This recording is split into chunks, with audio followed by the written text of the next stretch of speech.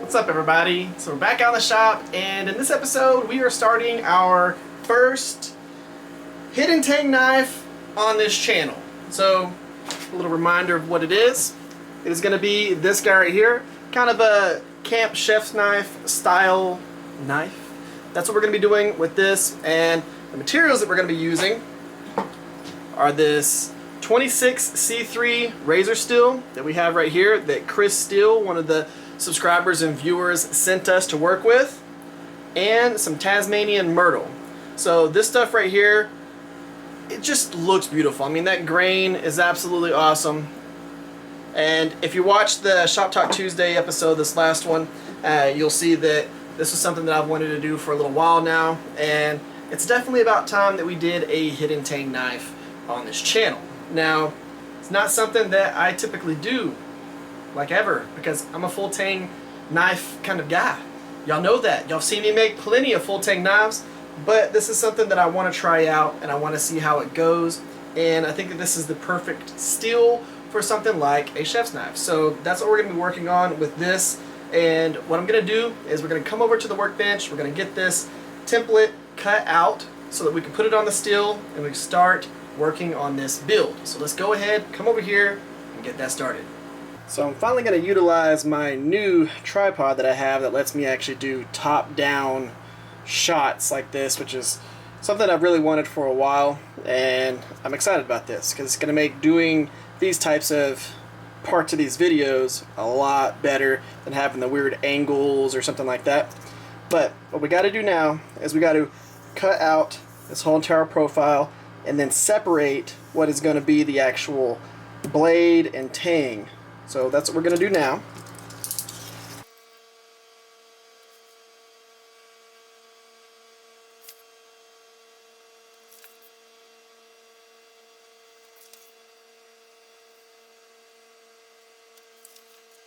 So that leaves us with this right here,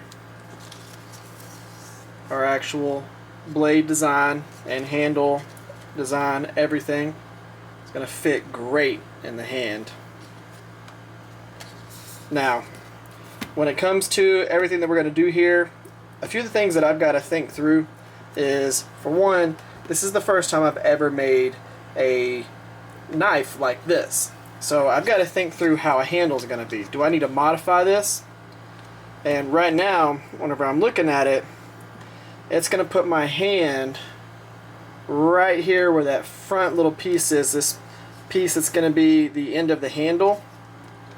And is that going to be comfortable right there? Do I need to extend the handle a little bit in order to pull my hand just a hair back so that if I want to pinch it, I can?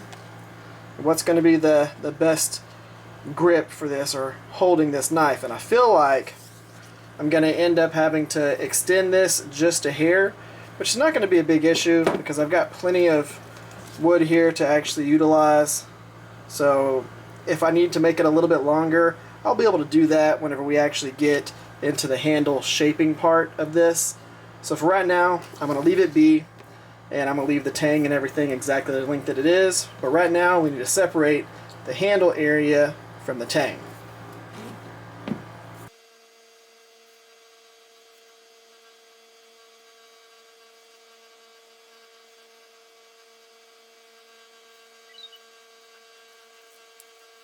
So there is our two pieces. And now that I have this separated, I can actually put it in my hand and see where everything is going to land. And as I'm looking at it right now, I'm definitely going to have to make the handle just a little bit longer. So I'll just bring it out a little bit, basically space this little section right here out just a little bit, and I might have to move the swale back just a hair. But like I said, I can do all of that when we start actually getting into the handle. First thing that we need to focus on is making this part of the knife.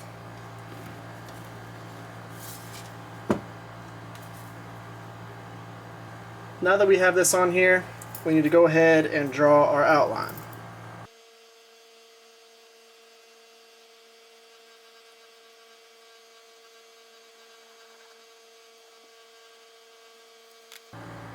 Now, that's the outline of it right there.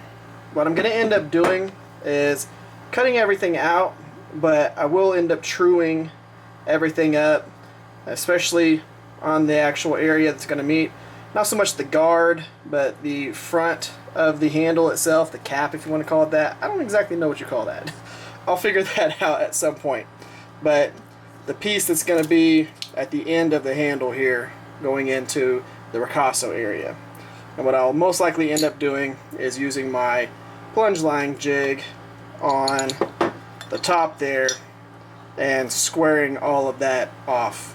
So we'll see how that goes when we get to that point. But for right now, we need to go ahead and cut this out and then go from there.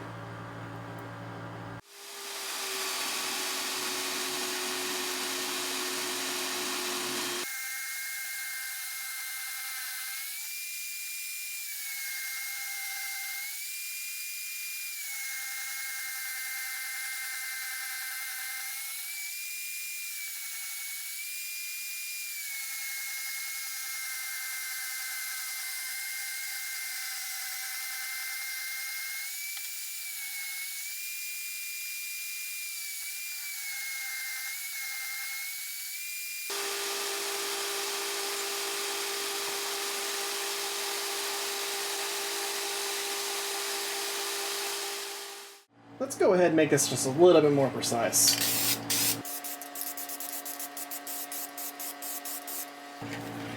This is blue layout dye and a spray can, which is actually pretty handy. So we got some layout dye on here. Now we're going to go ahead, let this dry for a second, put our template on there, and then actually outline it with a scribe. That way we can get a little bit more precise than black magic marker or Sharpie, and we can get things exactly where they need to be and be a little bit finer tuned on this.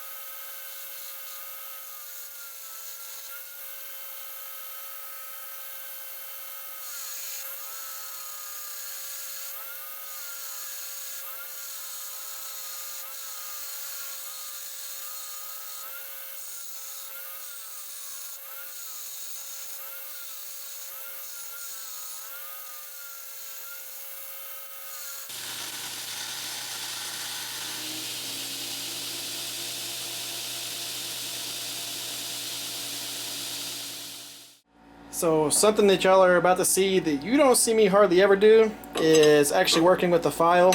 I know that a lot of y'all probably think, wait, what? I thought Eric only used files to make knives. Nope, I use them to do file work as well. But what we need to do now is we need to come in and square up this corner right here. So that's what we're going to work on right now. I've got it in the little vise with my plunge line jig as my guide.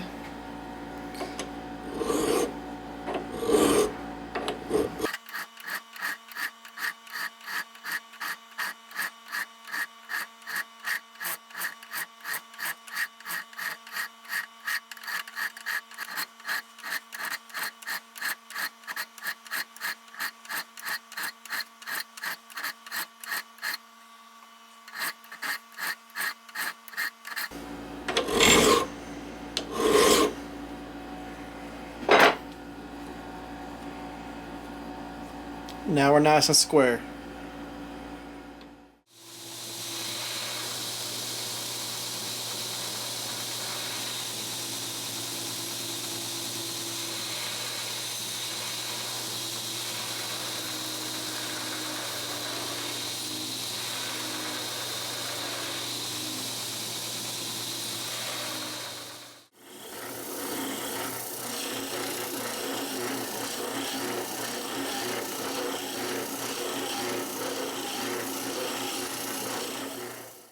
So now that we got all of the edges nice and smooth all the way around it, we want to go ahead and mark our center line for our cutting edge and kind of figure out where our bevels are going to end up being. Now I know that for the ricasso area, it's just going to be a small little ricasso, so that's only going to kind of come, let's go ahead and put this on here. So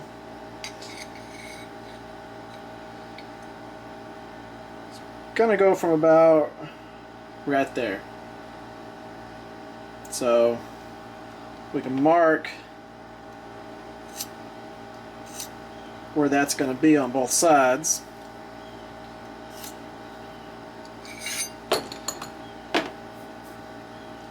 So we know that our ricasso is just going to be this little area here right in front of our guard, if you want to call it that, or the end of our handle.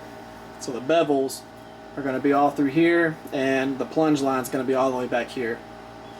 Now this is going to be pretty much a full flat grind, so I don't need to mark any area for where the flats are going to be, because we're going to be bringing it all the way up. But what I am going to go ahead and do is just mark where my preheat treat bevels are going to go up to.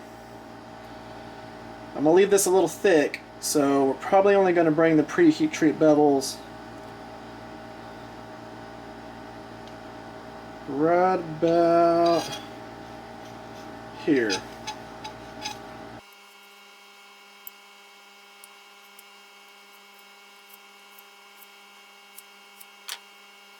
So that's about where we're going to do our preheat treat bevels.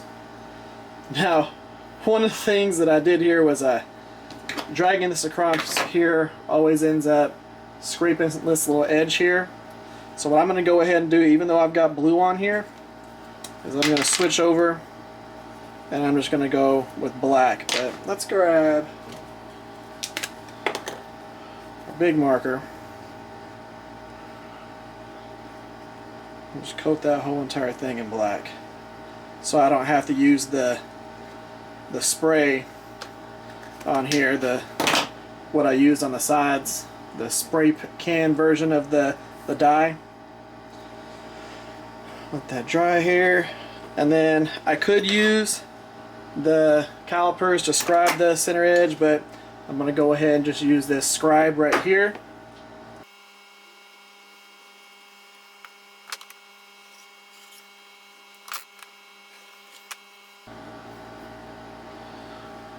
Got away from me a little bit right there, but I was able to get another line on there. Now you might be thinking, Eric, that is a really thick preheat treat edge. It is. It's absolutely thick. It's about the edge of a nickel. If you laid it down flat, the side of a nickel is where I'm at right now. And the whole point behind that is I've never heat treated this particular steel, and I want to make sure that I don't get any warps. So I want to have plenty of flats on here just in case I have to straighten this out. And I don't want to go too thin on the cutting edge, because I am going to be heating this up like 1095. So we're going to bring it up to about 1475, but it's got a 10-minute soak cycle that you got to bring it up to and keep it there. I will probably go about 5 to 8 minutes at the 1475, because trying to keep it there for 10 minutes in my regular forge as opposed to heat treating oven is not very realistic. But I think we'll be good where we're at here and get it ground in and then heat treated. So we'll probably finish this video doing the bevels on here and then do the outro after that. So let's go ahead and get these ground in. So we're going to start this off by using a used 36 grit shredder belt, and we're going to come in, we're going to grind a 45-degree angle all the way to our cutting edge, and then we're going to feather those bevels back. Whenever we start feathering back the bevels, we're going to switch to a new 36 grit belt so we can cut them real quick, and then we're going to go to a Scotch-Brite belt, clean up a little bit, and that's where we're going to leave it for heat treat. But let's go ahead, start with this, and get this going.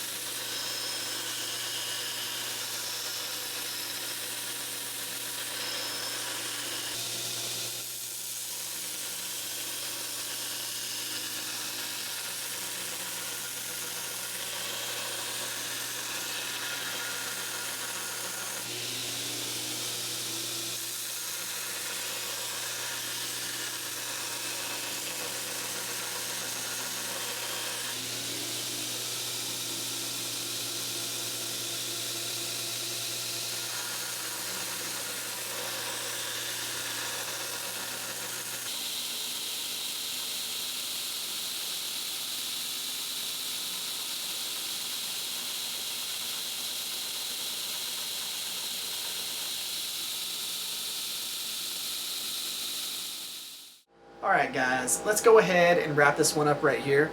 So where we're at, we've got our bevels brought up to the pre-heat treat height that we want them to be, and then after the heat treat we'll bring them up to pretty much a full flat grind. Now I'm doing that because it is a little bit thicker stock, and I want to make sure that I remove a lot of the material to make it a little bit lighter and easier to cut through food and different things that you would prep at campsites.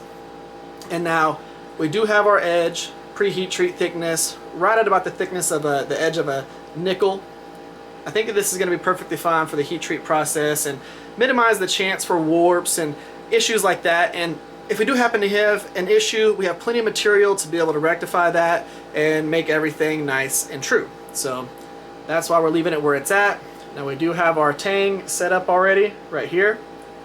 Now what I am going to end up doing pre-heat treat is I'm going to drill a hole in the Tang here, roughly about where I want my pin to be in my handle.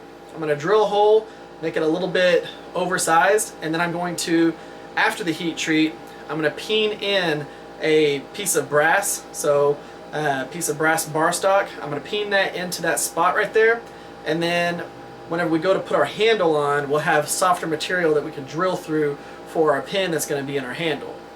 At least that's the goal. I've seen it in a lot of videos. It makes sense to me in my head. That's the route that I'm going to go. So we're going to have it that way. And for right now, this is where we're at. So next episode, we're going to be doing, you know, heat treat, drilling holes, doing stuff like that, and getting it to the next step. What that step is, we'll find out in the next episode. Guys, if y'all would give this episode a thumbs up, share this video or one of my other videos if you haven't yet. Make sure you subscribe to the channel. Guys, thank y'all for coming by. Thank y'all for spending your time with me. Y'all have an amazing day. Y'all stay safe out there. I'll catch y'all next time.